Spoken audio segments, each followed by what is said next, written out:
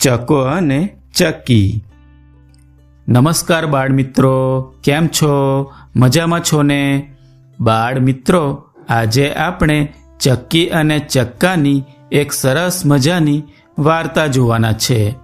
એ વાર્તામાંથી આપણને શું શીખવા મળે છે એ આપણે વાર્તાના અંતમાં જોઈશું. તો ચાલો જોઈએ ચકો અને ચક્કી. એક ઝાડ ઉપર સરસ મજાનો માળો હતો, જેમાં એક ચક્કી રહેતી હતી અને એક ચક્કો રહેતો હતો. એક દિવસ ચક્કી લાવી ચોખાનો દાણો અને ચક્કો લાવ્યો દાળનો દાણો. ચક્કીએ તો ચૂલો સળગાવ્યો અને તેના પર તપેલી મૂકી અને તેમાં પાણી, ચોખા અને દાળના દાણા નાખી ખીચડી રાંધવા મૂકી. ચક્કીને તો પાણી ભરવા જવાનું હતું, તેથી ચક્કાને એ કહેતી ગઈ, જરા ખીચડીનું ધ્યાન રાખજો, દાજી ના જાય. ચક્કો કહે, એ ઠીક. ચક્કી તો પાણી ભરવા માટે ગઈ અને થોડી વારમાં તો ચક્કાભાઈને ભૂખ લાગી. તેથી એ તો વિચારવા લાગ્યા કે હવે ચક્કી રાણી જલ્દી આવે ને ખીચડી ખાઈએ. પણ ચક્કાભાઈથી તો વધારે રાહ ના જોવાઈ. એને થયું થોડી ખીચડી ખાઈ લઉં. અને પછી એ તો તપેલીમાંથી થોડી ખીચડી ડીશમાં કાઢી ખાવા માંડે છે. પણ પછી તો ચક્કારાણાને વધારે ભૂખ લાગી અને એ તો થોડી થોડી કરતા બધી ખીચડી ખાઈ ગયા. ચક્કી માટે કશુંય ના રાખ્યું. ચક્કાભાઈને થયું હવે તો ચક્કી બેન મને વળશે. એટલે આ વાતની ચક્કીબેનને ખબર ના પડે એટલે ચક્કાભાઈ તો આંખે પાટા બાંધીને સૂઈ ગયા. થોડી વારમાં ત્યાં તો ચક્કીબેન પાણી ભરીને ઠુમક ઠુમક ઠુમક કરતા આવ્યા. આ બાજુ ચક્કાભાઈ તો બારણા અંદરથી વાસીને સૂતા હતા. ચક્કીબેન કહે, ચક્કરાણા બારણા ઊંઘાડો. ચક્કો તો કહે, મારી તો આંખો દુખે છે એટલે હું તો આંખે પાટા બાંધીને સૂતો છું. એવું કરો, તમે હાથ નાખીને સાકર ખોલી નાખો. આ સાંભળી ચક્કીબેન તો મૂંઝાયા અને બોલ્યા, પણ આ બેડું કોણ ઉતારશે? તો ચક્કો કહે, એવું કરો, તમે જાતે જ બેડું ઉતારી લો.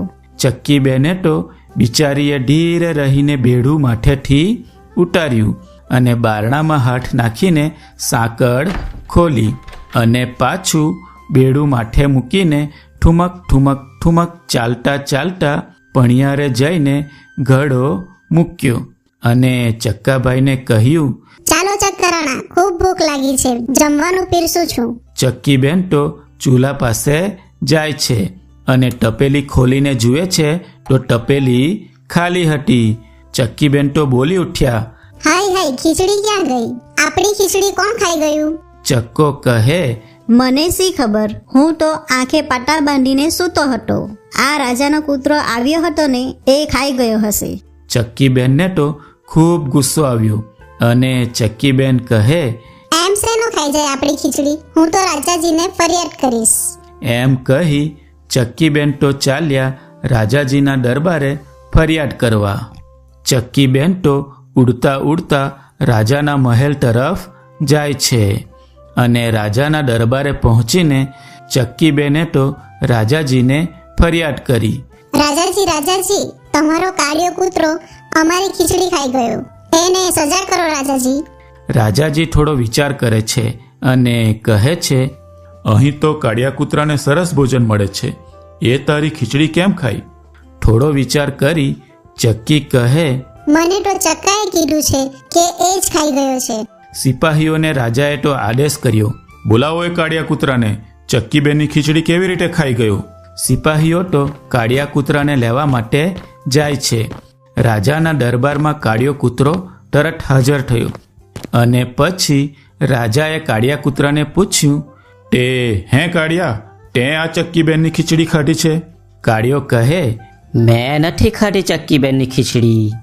ચક્કો બધી ખીચડી ખાઈ ગયો હશે અને મારું નામ લે છે. ગુસ્સાથી લાલચોળ થઈ રાજાજીએ ફરી આદેશ આપ્યો, સિપાહીઓ બોલાવો ચક્કાને. સિપાહીઓ તો ઝડપથી જઈને ચક્કાને લઈ આવે છે. ચક્કાભાઈ તો બીટા બીટા આવ્યા.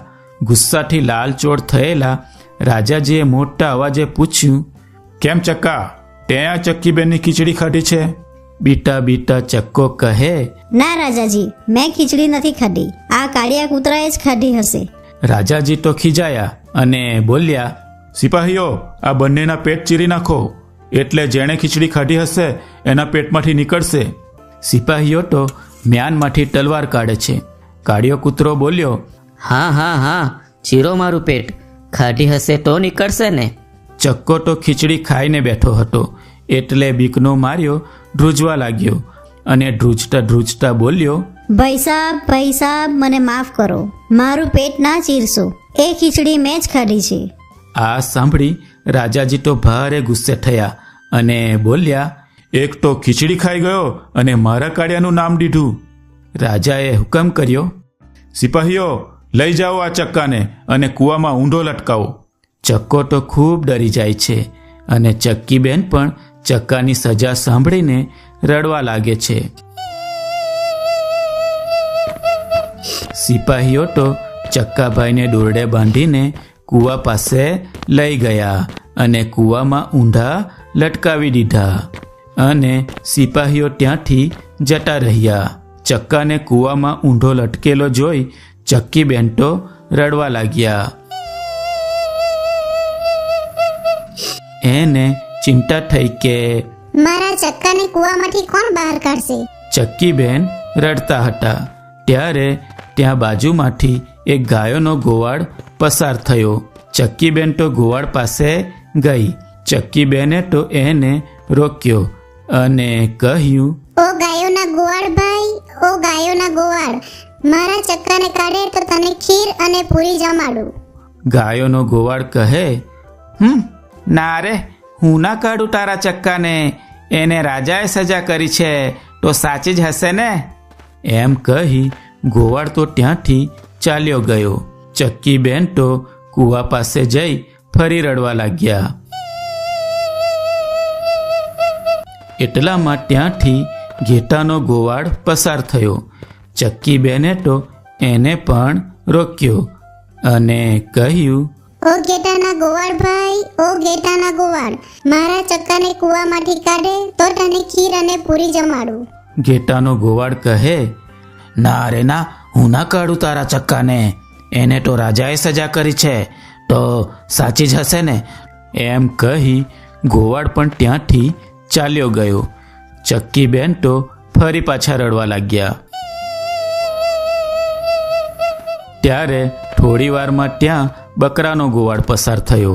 ચક્કીબેને તો એને પણ રોક્યો અને કહ્યું, ઓ બકરાના ગોવાળ ભાઈ, બકરાના ગોવાળ, મારા ચક્કાને કાઢે તો તને ખીર અને પૂરી જમાડું. બકરાનો ગોવાળ કહે, ના રે ના, હું ના કાઢું તારા ચક્કાને, રાજાએ જ સજા કરી છે તો સાચી જ કરી હશે ને. ના ભાઈ ના. એમ કહી ગોવાળ પણ ત્યાંથી ચાલ્યો ગયો. ચક્કીબેન તો ખૂબ જ દુઃખી થઈ ગયા અને એ તો ફરી પાછા રડવા લાગ્યા.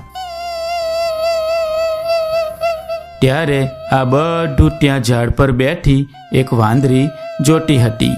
એ વાંદરીને ચક્કી રડતી હતી એનું દુઃખ પણ થયું અને બીજું એને ખીરપૂરી ખાવાની લાલચ પણ જાગી. એટલે એ તો ઝાડ પરથી છલાંગ મારીને ગઈ ચક્કી પાસે અને ત્યાં જઈને બોલી, ચક્કી બેન, હું તમારા ચક્કાના બહાર તો કાઢું, પણ તમારે મને ખીર પૂરી ખવડાવવી પડશે. આ સાંભળી ચક્કીબેનને તો હાશકારો થયો. ચક્કીબેન તો આંખો લૂછતા લૂછતા કહે, હા, ચોક્કસ ખવડાવીશ ને. ત્યાર પછી વાંદરીએ તો ચક્કાભાઈને દોરડું ખેંચીને બહાર કાઢ્યા. ચક્કીબેને તો વાંદરીનો આભાર માનતા કહ્યું, તમારો ખૂબ ખૂબ આભાર. આવતીકાલે બપોરે હું તમને મારા ઘરે જમવાનું આમંત્રણ આપું છું, તો ચોક્કસ આવજો.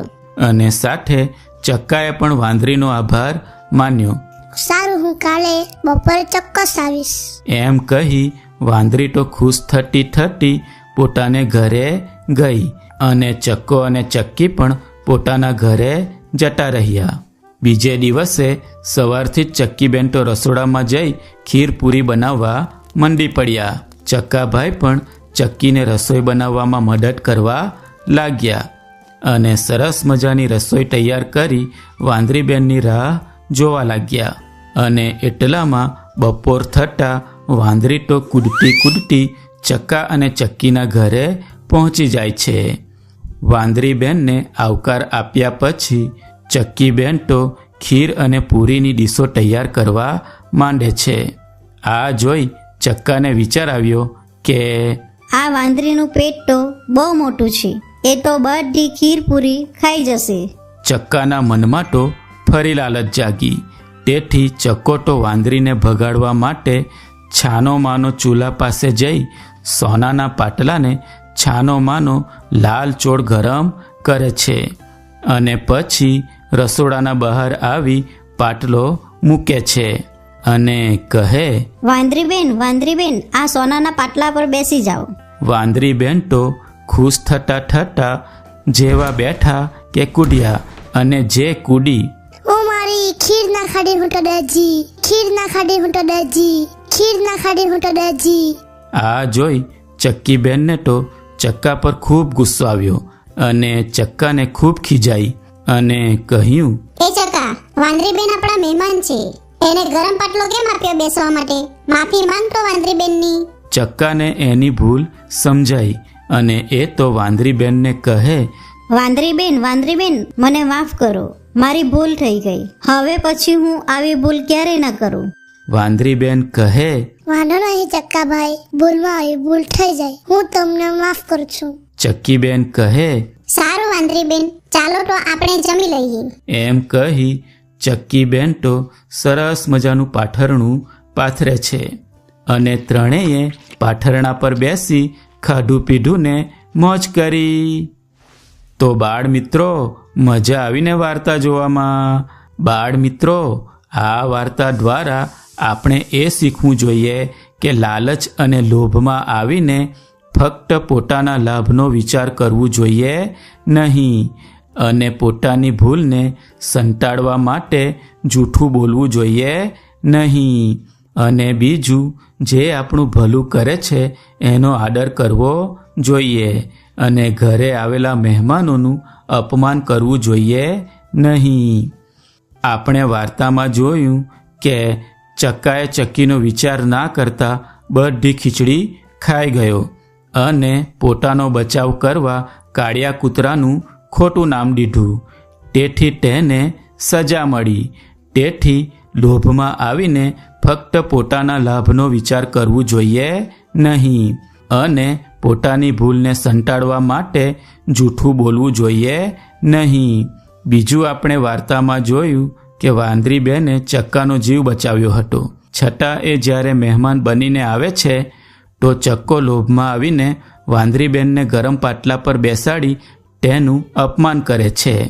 તેથી તેને ચક્કી ખૂબ ખીજાય છે. તેથી બાળ મિત્રો, ઘરે આવેલા મહેમાનોનું અપમાન કરવું જોઈએ નહીં અને એમનો આદર સત્કાર કરવો જોઈએ. બરાબર? તો આવજો બાળ મિત્રો, ફરી મળીશું એક નવી વાર્તા સાથે. આવજો. સબસ્ક્રાઇબ કરો આપણી ચેનલ નાવડીને અને જુઓ સુંદર મજાની વાર્તાઓ.